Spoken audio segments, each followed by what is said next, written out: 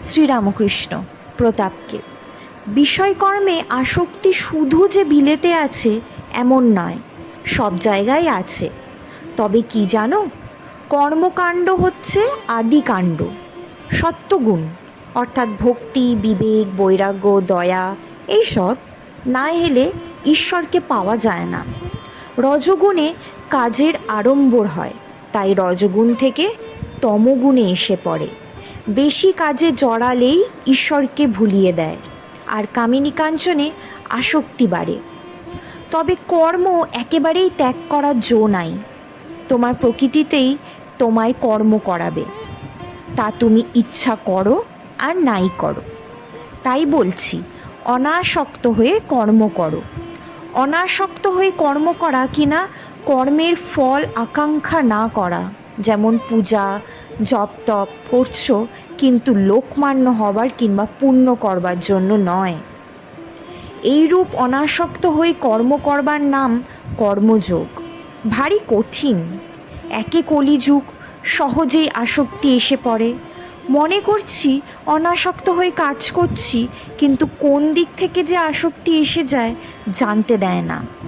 হয়তো পূজা মহোৎসব করলুম, কি অনেক গরিব কাঙালদের সেবা করলুম, মনে করলুম যে অনাসক্ত হয়ে করছি, কিন্তু কোন দিক দিয়ে যে লোকমান্য হবার ইচ্ছা হয়েছে জানতে দেয় না। তবে একেবারে অনাসক্ত হওয়া সম্ভব কেবল তার যার ঈশ্বর দর্শন হয়েছে। একজন ভক্ত, যারা ঈশ্বরকে লাভ করেন নাই তাদের উপায় কি? তারা কি বিষয়কর্ম সব ছেড়ে দেবেন? শ্রীরামকৃষ্ণ।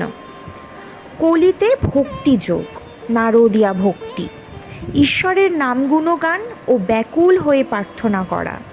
হে ঈশ্বর, আমায় জ্ঞান দাও, ভক্তি দাও, আমায় দেখা দাও। কর্মযোগ বড় কঠিন, তাই প্রার্থনা করতে হয়, হে ঈশ্বর, আমার কর্ম কমিয়ে দাও, আর যতটুকু কর্ম রেখেছ সেইটুকু যেন তোমার কৃপায় অনাসক্ত হয়ে করতে পারি, আর যেন বেশি কর্মে জড়াতে না ইচ্ছা হয়। কর্ম ছাড়বার জো নাই। আমি চিন্তা করছি, আমি ধ্যান করছি, এও কর্ম। ভক্তি লাভ করলে বিষয় কর্ম আপনা আপনি কমে যায়, আর ভালো লাগে না। ওলা মিশ্রির পানা পেলে চিটে গুড়ের পানা কি খেতে চায়? একজন ভক্ত। বিলেতের লোকরা কেবল কর্ম করো কর্ম করো বলে, কর্ম তবে কি জীবনের উদ্দেশ্য নয়? শ্রীরামকৃষ্ণ। জীবনের উদ্দেশ্য ঈশ্বর লাভ। কর্ম তো আদিকাণ্ড, জীবনের উদ্দেশ্য হতে পারে না। তবে নিষ্কাম কর্ম একটি উপায়, উদ্দেশ্য নয়। শম্ভু বললে, এখন এই আশীর্বাদ করুন যে যা টাকা আছে সেগুলো সৎ উপায়ে যায়। হাসপাতাল, ডিসপেন্সারি করা, রাস্তাঘাট করা, কুয়ো করা, এইসবে। আমি বললাম, এসব কর্ম অনাসক্ত হয়ে করতে পারলে ভালো, কিন্তু তা বড় কঠিন। আর যাই হোক, এটি যেন মনে থাকে যে তোমার মানব জীবনের উদ্দেশ্য ঈশ্বর লাভ, হাসপাতাল ডিসপেন্সারি করা নয়। মনে করো ঈশ্বর তোমার সামনে এলেন, এসে তোমায় বললেন তুমি বর লও, তাহলে তুমি কি বলবে?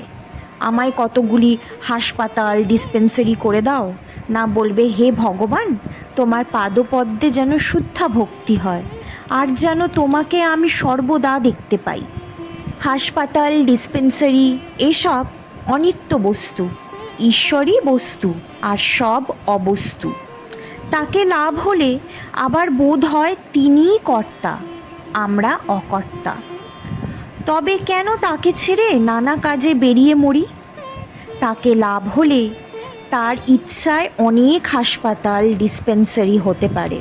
তাই বলছি, কর্ম আদিকাণ্ড, কর্ম জীবনের উদ্দেশ্য নয়। সাধন করে আরও এগিয়ে পড়ো। সাধন করতে করতে আরও এগিয়ে পড়লে শেষে জানতে পারবে যে ঈশ্বরই বস্তু আর সব অবস্তু। ঈশ্বর লাভই জীবনের উদ্দেশ্য।